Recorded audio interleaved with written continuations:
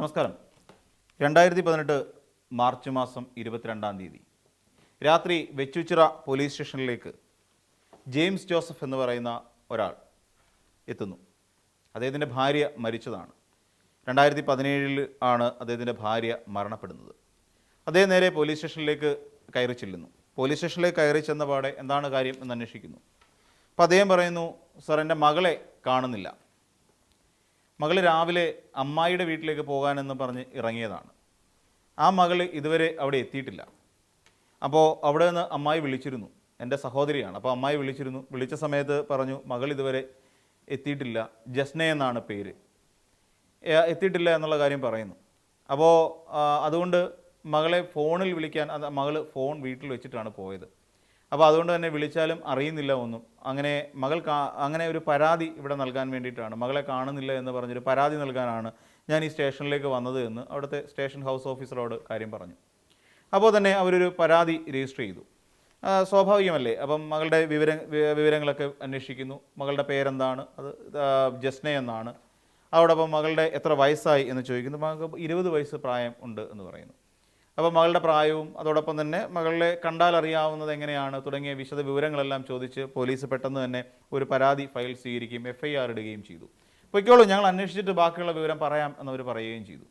എന്നാൽ പോലീസിൻ്റെ മുന്നിൽ തെളിവുകളായി അല്ലെങ്കിൽ എങ്ങനെ കണ്ടെത്തും എന്നുള്ള കാര്യത്തെക്കുറിച്ച് പോലീസിന് യാതൊരു രൂപവുമില്ല. കാരണം ജസ്ന എന്ന് പറയുന്ന പെൺകുട്ടി 2018 മാർച്ച് മാസം 22-ാം തീയതി സഹോദരി അമ്മായിയുടെ വീട്ടിലേക്ക് പോകാനാണ് എന്ന് പറഞ്ഞുകൊണ്ട് ഇറങ്ങുന്നു. അപ്പോൾ രാവിലെ 9:30 ഈ കുട്ടി വീട്ടിൽ നിന്ന് പോകുന്നത്. സ്വാഭാവികമായും ഈ കുട്ടി വീട്ടിലെത്തേണ്ട സമയം കഴിഞ്ഞു. അപ്പോൾ അവിടെ എത്തിയിട്ട് തിരിച്ച് വിളിക്കുന്ന ഒരു പതിവുണ്ട്. അപ്പോൾ അങ്ങനെ ഒരു കോൾ ഇതുവരെ വന്നിട്ടില്ല. അപ്പോൾ തിരിച്ചങ്ങോട്ട് വിളിക്കുന്ന സമയത്ത് പറയുന്നതും ദേണ്ട ജസ്ന എത്തിയിട്ടില്ല എന്ന് പറയുന്നു. അപ്പോൾ എത്തേണ്ടുള്ള ഒരു സമയമുണ്ടല്ലോ. അപ്പോഴാണ് ശരിക്കും ഈ പറയുന്ന ജെയിംസ് ജോസഫും ഈ കാര്യം അറിയുന്നത്. മകൾ എവിടെ പോയി? അപ്പോഴാണ് അടുത്ത ചോദ്യം മകൾ എവിടെ പോയി എന്നുള്ളത്. അങ്ങനെ പോലീസ് ബാക്കി അന്വേഷണമായിട്ട് പോകുന്നു. അപ്പോൾ അവളുടെ ജസ്നയുടെ ഫോൺ വീട്ടിൽ നിന്ന് കണ്ടെത്തുന്നു. വീട്ടിൽ ഉപേക്ഷിച്ച നിലയിൽ എപ്പോഴും കൊണ്ടു നടക്കുന്നതാണല്ലോ ഫോൺ. ആ ഫോൺ വീട്ടിൽ വെച്ചിട്ടാണ് ഈ കുട്ടി പോയത്. അപ്പോൾ തന്നെ എന്തോ ചില സംശയങ്ങൾ തോന്നിയിരുന്നു. ചില കരുതിക്കുട്ടി എന്തോ നടത്താൻ വേണ്ടിയിട്ട് ഞാനിവിടെ വീട് വിട്ടു പോകുന്നു എന്നുള്ള രീതിയിൽ തന്നെ ആ ജസ്ന പെരുമാറിയിരുന്നു. അപ്പോൾ അങ്ങനെ ഈ ജസ്ന പോയി. അപ്പോൾ ഒടുവിൽ ആ ഫോൺ കണ്ടെത്തുന്നു. ആ ഫോണിൽ ആ സുഹൃത്തിന് ഒരു മെസ്സേജ് അയച്ചിരുന്നു. ഞാൻ മരിക്കാൻ പോകുന്നു എന്ന് പറഞ്ഞിട്ടാണ് ഒരു മെസ്സേജ് കിടക്കുന്നത്. അപ്പം മരിക്കാൻ വേണ്ട കാര്യങ്ങളോ കാരണങ്ങളോ ഒന്നും വീട്ടിൽ സംഭവിച്ചിട്ടില്ല എന്നുള്ള കാര്യം ജെയിംസിന് അറിയാം. ആകെ ഉണ്ടായിരുന്നത് 2017 ഈ ജസ്നയുടെ അമ്മ മരിക്കുന്നത്. അന്ന് മുതൽ ഇന്ന് വരെ, അല്ലെങ്കിൽ ആ ജസ്നയെ കാണാതാകുന്ന ആ സമയം വരെ ആ കുട്ടിക്ക് യാതൊരു കുറവും വരുത്താതെ തന്നെയാണ് മുന്നോട്ട് കൊണ്ടുപോയിരുന്നത്. ഒരു സഹോദരനുമുണ്ട്.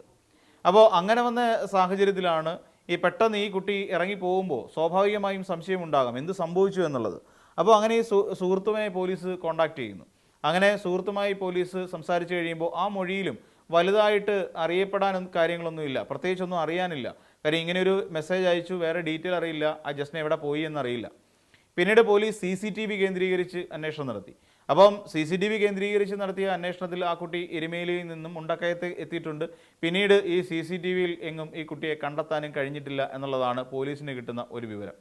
അപ്പോൾ ചുരുക്കി പറഞ്ഞാൽ ജസ്ന എവിടെ പോയി എന്നുള്ള കാര്യത്തിൽ ആർക്കും യാതൊരു ഉറപ്പുമില്ല.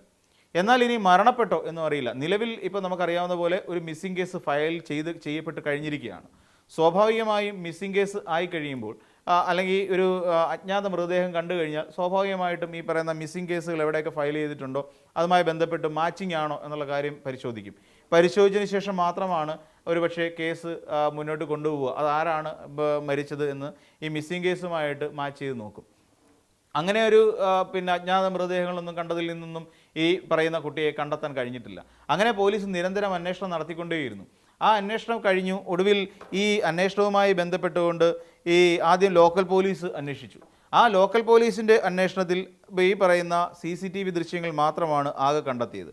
അപ്പോൾ സ്വാഭാവികമായി ഇനി ഇവർ കള്ളം പറഞ്ഞതാണോ, അതായത് ഈ പറയുന്ന അച്ഛൻ ഈ കുട്ടീനെ അപായപ്പെടുത്തിയോ, അതായത് ജെയിംസ് ജോസഫ് എന്ന് പറയുന്ന ഒരാൾ അപായപ്പെടുത്തി മൃതദേഹം എവിടെയെങ്കിലും കൃത്യമായി മറവ് ചെയ്തതിന് ശേഷം വന്ന് പോലീസിൽ പരാതിപ്പെട്ടാൽ മിസ്സിംഗ് കേസ് നിലനിൽക്കുമല്ലോ. മിസ്സിംഗ് കേസ് അങ്ങനെ കിടക്കും. അപ്പം അല്ലാതെ കുറച്ചാൾ കഴിയുമ്പോൾ സ്വാഭാവികമായി ഈ കേസ് ക്ലോഷർ ആക്കിയിട്ട് മാറ്റിവെക്കുകയും ചെയ്യും. അപ്പം ബ്രെയിൻ മാപ്പിങ്ങിന് വിധേയമാക്കി. അപ്പം അങ്ങനെ ഈ സുഹൃത്തിനോട് ചോദിച്ചു, ഇവരുടെ അച്ഛനെ ബ്രെയിൻ മാപ്പ് ചെയ്തു. അപ്പോഴൊന്നും ഈ വിവരമൊന്നും അറിഞ്ഞില്ല. അപ്പം ഇങ്ങനെ കേസ് ഇങ്ങനെ മുന്നോട്ട് പോകുന്നു, ഒരു എങ്ങുമെത്താതെ ഇടിച്ചു നിൽക്കുന്ന ഒരു സാഹചര്യം വന്നപ്പോൾ 2018 കൂടി ഒരു SIT രൂപീകരിച്ചു. ആ SIT രൂപീകരിക്കുകയും അതോടൊപ്പം തന്നെ ഈ കുട്ടിയെ, അതായത് ജസ്ന എന്ന് പറയുന്ന ഈ പെൺകുട്ടിയെ കണ്ടുപിടിച്ച് നൽകുന്നവർക്ക് 2 ലക്ഷം രൂപ ഇനാം പ്രഖ്യാപിക്കുകയും ചെയ്തു. അപ്പോൾ ആ നിലയിൽ വരെ, അപ്പം തിരുവല്ല DYSPയുടെ നേതൃത്വത്തിലാണ് അന്വേഷണം പുരോഗമിച്ചുകൊണ്ടിരിക്കുന്നത്. പിന്നീട് ഈ പറയുന്ന പോലെ അന്വേഷണം സ്വാഭാവികമായും തമിഴ്നാട്ടിലേക്ക് നീങ്ങിയിട്ടുണ്ടായിരുന്നു. തമിഴ്നാട്ടിൽ എവിടെയെങ്കിലും ഈ കുട്ടി ചെന്നെത്തപ്പെട്ടിട്ടുണ്ടോ എന്നുള്ള കാര്യം അന്വേഷിച്ചിരുന്നു. ബംഗളൂരു, അതായത് കർണാടക സംസ്ഥാനത്തേക്ക് പോയി. ഇവിടങ്ങളിലൊക്കെ അന്വേഷണം വ്യാപിപ്പിച്ചിട്ട് ഒന്നും യാതൊരുവിധ വിവരവും ജസ്നയെക്കുറിച്ച് ലഭിക്കുന്നില്ല. പിന്നീട് ഇത് കഴിഞ്ഞു, ആ SIT അന്വേഷണം നടത്തി. ആ അന്വേഷണത്തിൽ ഏറെക്കുറെ ഒരു തുമ്പ് പോലും കിട്ടാതെ വന്നതോടുകൂടി പിന്നീട് ഇത് ക്രൈംബ്രാഞ്ച് കേസ് ഏറ്റെടുക്കുന്ന ഒരു സ്ഥിതിയിലേക്ക് വന്നു. അപ്പോൾ ക്രൈംബ്രാഞ്ചും ഈ കേസുമായി മുന്നോട്ട് പോയി. അപ്പോൾ പിന്നീട് ആ ടോമിൻ ജെ തച്ചങ്കരി ആയിരുന്നു അന്ന് ക്രൈംബ്രാഞ്ചിൻ്റെ മേധാവിയായിരുന്നത്. അപ്പോൾ അദ്ദേഹം പറഞ്ഞ് ഈ കോവിഡ് കാരണമൊന്നും നമുക്ക് കൂടുതൽ എൻക്വയറി വ്യാപിപ്പിക്കാൻ കഴിയുന്നില്ല എന്നുള്ള ഒരു പ്രശ്നമുണ്ട്. പക്ഷേ ജസ്ന എന്ന് പറയുന്ന കുട്ടി ജീവനോടെ ഇരിപ്പുണ്ട്, പക്ഷേ നമുക്ക് അവിടേക്ക് എത്തിപ്പെടാൻ പറ്റുന്നില്ല എന്ന് പറഞ്ഞുകൊണ്ട് ആ കേസ് അവിടെ വെച്ച് അവസാനിക്കുകയായിരുന്നു. പിന്നീട് വീണ്ടും വർഷങ്ങൾ കഴിയുന്നു. വർഷങ്ങൾ കഴിഞ്ഞിട്ടും ജസ്ന തിരോധാനം അപ്പോഴും നിലനിൽക്കുകയാണ്. 2021 കൂടി CBIയിലേക്ക്, അതായത് നേരെ ഇവരെന്ത് ചെയ്തു, ഹൈക്കോടതിയിലേക്ക് പോയി. ജസ്നയുടെ സഹോദരൻ പിന്നെ ചില സംഘടനകളും എല്ലാം കൂടെ ചേർന്നിട്ട് നേരെ ഹൈക്കോടതിയിലേക്ക് പോകുന്ന ഒരു സാഹചര്യം ഉണ്ടായപ്പോൾ 2021 കൂടി ഈ കേസ് പതിയെ ഇവർക്ക്, അതായത് CBIക്ക് കൈമാറുന്ന ഒരു സാഹചര്യം ഉണ്ടായി. അങ്ങനെ CBI എത്തിക്കഴിഞ്ഞപ്പോൾ ഇനിയിപ്പോൾ പെരിയാറിലോ മറ്റോ വീണിട്ട് അണക്കെട്ടിലെങ്ങാണം വീണിട്ട് ഈ കുട്ടി മരിച്ചു പോയിട്ടുണ്ടാകാമോ എന്ന് സ്വാഭാവികമായും അവർക്ക് സംശയം തോന്നാം. കാര്യം ഈ കുട്ടി പോയിരിക്കുന്നത് മുണ്ടക്കയം ഭാഗത്തേക്കാണ്. അപ്പം എരുമേലിയിൽ മുണ്ടക്കയം വരെ ബസ് ഇറങ്ങിയതായിട്ട് CCTV ദൃശ്യങ്ങളിൽ നിന്ന് ജസ്നയെ കണ്ടെത്താൻ സാധിക്കുന്നുണ്ട്. പക്ഷേ അവിടെ നിന്നാണ് ജസ്നയെ പിന്നീട് കാണാതാവുന്നത്. അപ്പോൾ സ്വാഭാവികമായും അവിടെ പിന്നെ ഇതിനുള്ളിൽ എവിടെയെങ്കിലും പെട്ടുപോയിട്ടുണ്ടോ എന്നുള്ള, അങ്ങനെയാണെന്നുണ്ടെങ്കിൽ അടിയിൽ എവിടെയെങ്കിലും പെട്ടുപോയിട്ടുണ്ടെങ്കിൽ ഒരു പക്ഷേ മൃതദേഹം അല്ലെങ്കിൽ പോലും സ്കെലട്ടണെങ്കിലും കണ്ടെത്താം എന്നുള്ളതനുസരിച്ച് മുങ്ങൽ വിദഗ്ധരെ കൊണ്ടുവന്നിട്ട് CBI ഈ ലോവർ പെരിയാർ അണക്കെട്ടിലൊക്കെ വലിയ രീതിയിൽ ഒരു മുങ്ങൽ വിദഗ്ധരെ കൊണ്ടുവന്ന് പരിശോധനയൊക്കെ നടത്തിയെങ്കിലും ഫലമൊന്നും അക്കാര്യത്തിലും കണ്ടില്ല. പിന്നീട് അടുത്തൊരു പ്രശ്നമുള്ളത്, നമ്മുടെ സംസ്ഥാനത്തെ സംബന്ധിച്ചിടത്തോളം ഉള്ള ഒരു പ്രധാനപ്പെട്ട ഒരു പ്രശ്നമായി അക്കാലത്ത് ചൂണ്ടിക്കാണിക്കപ്പെട്ടിരുന്നത് തീവ്രവാദ ബന്ധമാണ്. ഇപ്പോൾ സിറിയയിലേക്ക് ആ കുട്ടികളെ കൊണ്ടുപോവുക, മതം മാറ്റിക്കൊണ്ട് അവർക്ക് ഭീകരവാദ പ്രവർത്തനങ്ങൾക്ക് അവരെ ഉപയോഗിക്കാൻ തുടങ്ങിയ ഒരു വലിയ പ്രശ്നം അവിടെയുണ്ടായിരുന്നു. ലവ് ജിഹാദ് അടക്കമുള്ള വിഷയങ്ങൾ നമ്മുടെ സംസ്ഥാനത്ത് വലിയ തോതിൽ ചർച്ച ചെയ്യപ്പെടുന്ന ഒരു സാഹചര്യം എന്താ ഇപ്പോഴുമുണ്ട്.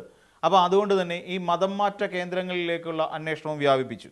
അപ്പം ഈ പറയുന്ന പോലെ ഈ അങ്ങനെയുള്ള കേന്ദ്രങ്ങൾ, അതോടൊപ്പം തീവ്രവാദ സംഘടനകളുടെ ഓഫീസുകൾ, ആര്യസമാജം പോലെയുള്ള സംഘടനകൾ, അവരുടെ ഈ പ്രദേശങ്ങളിലെല്ലാം ഈ പെൺകുട്ടിയുമായി പോയി അന്വേഷണം നടത്തിയെങ്കിൽ തന്നെയും, അല്ലെങ്കിൽ ഈ പെൺകുട്ടിയെക്കുറിച്ച് അന്വേഷണം നടത്തിയെങ്കിലും ഒന്നും കിട്ടിയിരുന്നില്ല എന്നുള്ളതാണ്. പിന്നീട് അപ്പോഴാണ് പൂജപ്പുര സെൻട്രൽ ജയിലിൽ കഴിയുന്ന ഒരു തടവുകാരൻ പറയുന്നത് തൻ്റെ സഹതടവുകാരനായിരുന്ന ഒരാളുണ്ട്. അതന്ന് പുള്ളി കൊല്ലത്ത് എന്തോ ജയിലിൽ കിടക്കുന്ന സമയത്ത് അവിടെ വന്ന ഒരു മോഷണക്കേസ് പ്രതിയായിട്ട് കിടക്കുന്ന സമയത്ത് അന്നൊരു പോക്സോ കേസുമായിട്ട് ബന്ധപ്പെട്ട ഒരു തടവുകാരൻ വന്നിരുന്നു.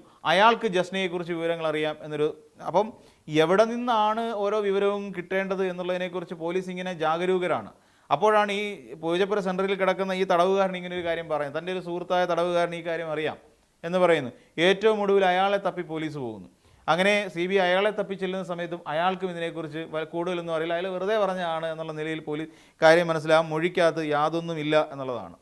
ഏറ്റവും ഒടുവിൽ ഈ പറയുന്ന കാര്യങ്ങൾ, ഏറ്റവും ഒടുവിൽ അച്ഛൻ വേറെ ചില കാര്യങ്ങൾ പറഞ്ഞു. അതായത് കഴിഞ്ഞ ദിവസം, അതായത് ഈ കുട്ടീനെ ജസ്നയെ കാണാതാവുന്നതിന് മുൻപ് ഈ കുട്ടിക്ക് പീരിയഡ്സ് ടൈം ആയിരുന്നു. അപ്പോൾ ആ സമയത്ത് പിന്നെ ഓവറായിട്ട് രക്തസ്രാവം ഉണ്ടാകുന്ന ഒരു സാഹചര്യം ഉണ്ടായി. അതുമായി രക്തസ്രാവം ഉണ്ടായി.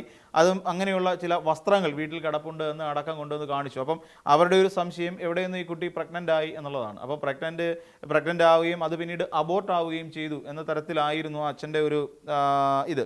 അപ്പോൾ അങ്ങനെ 2024 ജനുവരിയോടുകൂടി ഈ കേസ് സത്യം പറഞ്ഞാൽ CBIയും തെളിവില്ല, അതായത് ഈ കുട്ടി മരണപ്പെട്ടതിന് തെളിവില്ല. അപ്പം ഈ കുട്ടിക്ക് പിന്നെ തെളിവുകൾ കണ്ടെത്തുന്നതിനാവശ്യമായ തെളിവുകളില്ല. അതോടൊപ്പം അട്ടിമറി നടന്നിട്ടില്ല, മതപരിവർത്തനത്തിൽ അല്ലെങ്കിൽ അതുമായി ബന്ധപ്പെട്ട തെളിവുകളില്ല. അപ്പോൾ ഓൾറെഡി ഇയാളെ കണ്ടെത്താൻ വേണ്ട തെളിവുകളില്ല, ജസ്നയെ കണ്ടെത്താനുള്ള തെളിവുകളില്ല, മരണപ്പെട്ടു എന്ന് കാണിക്കുന്നതിനുള്ള തെളിവുകളൊന്നും തന്നെയില്ല. ഇനി അതല്ല മതപരിവർത്തനം നടത്തി എന്നതിൻ്റെ സൂചനകൾ ഒന്നുമില്ല എന്നുള്ള രീതിയിൽ ഇവിടെ ജുഡീഷ്യൽ മജിസ്ട്രേറ്റ് കോടതിയിൽ തിരുവനന്തപുരത്ത് ഈ പറയുന്ന CBI ക്ലോഷർ റിപ്പോർട്ട് നൽകുകയും ചെയ്തു. അപ്പോൾ പിന്നെ വീണ്ടും അടുത്ത പ്രശ്നം ഉണ്ടാകുന്നതാണ് ഞാൻ നേരത്തെ സൂചിപ്പിച്ച ഈ കുട്ടിയുടെ കുറേ തുണികളും ഒക്കെ ആയിട്ട് കൊടുത്തിരുന്നു. അപ്പോൾ അങ്ങനെ ഈ പറയുന്ന വീണ്ടും എന്ത് ചെയ്തു, ഇത് മുദ്ര വെച്ച കവറിൽ ഏകദേശം 2024 മെയ് മാസത്തിലാണ് ഈ കവറെല്ലാം കൊണ്ടുവന്ന് കൊടുത്തു. വീണ്ടും കേസ് അന്വേഷിക്കൂ എന്ന് കോടതി വീണ്ടും ഉത്തരവിടുകയും ചെയ്തു. അങ്ങനെ വീണ്ടും അന്വേഷണം നടത്തി. അപ്പോൾ അങ്ങനെ അന്വേഷണം നടത്തി എങ്കിൽ തന്നെയും ഈ പറയുന്ന വീണ്ടും കേസിങ്ങനെ വീണ്ടും ആ കേസിങ്ങനെ തുടർന്ന് പൊയ്ക്കൊണ്ടിരിക്കുക.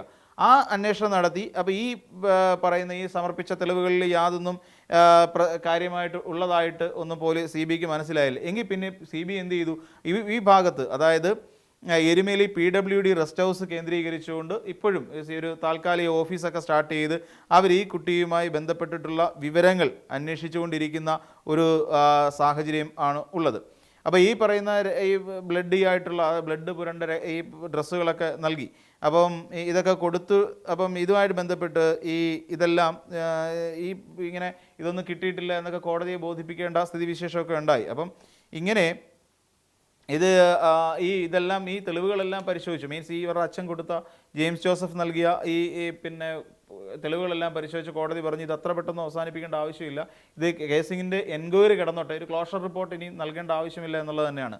അപ്പോൾ ഇപ്പോഴും നമ്മുടെ മനസ്സിൽ ഈ 2018 മാർച്ച് മാസം 22 പോയ ജസ്ന എന്ന് പറയുന്ന പെൺകുട്ടി എവിടെയാണ് എന്നുള്ളതിനെക്കുറിച്ച് ഇപ്പോഴും ദുരൂഹത നീങ്ങിയിട്ടില്ല. ആ കുട്ടി ജീവനോടെ ഉണ്ടോ എന്നുള്ളതിനെക്കുറിച്ച് നമുക്കറിയില്ല. 8 വർഷങ്ങൾ കഴിയുന്നു. ആ കുട്ടിയെ അവരുടെ വീട്ടിൽ നിന്നും രാവിലെ 9:30 വീട്ടിൽ നിന്ന് ഇറങ്ങിപ്പോയി. അമ്മായിയുടെ വീട്ടിൽ പോകാനാണെന്ന് പറഞ്ഞു. പക്ഷേ ഫോൺ ഉപേക്ഷിച്ചിട്ടാണ് പോയത്. അപ്പോൾ ഇതിൻ്റെ പിന്നിൽ എന്താണ്?